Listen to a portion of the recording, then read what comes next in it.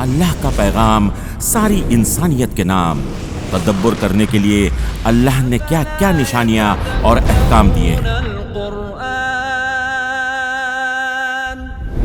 اللہ نے انسان کو سڑی مٹی سے پیدا کیا ہے جو ٹھیکرے کی طرح تھی، اور اس نے جن کو آگ کے ایک شعلے سے پیدا کیا ہے۔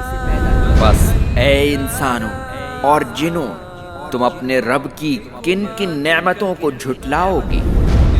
اے پیغمبر، آپ پڑھیے اپنے رب کے نام سے جس نے ہر چیز کو پیدا کیا ہے۔ اے میرے نبی، آپ کہہ دیجئے کہ وہ اللہ ایک ہے۔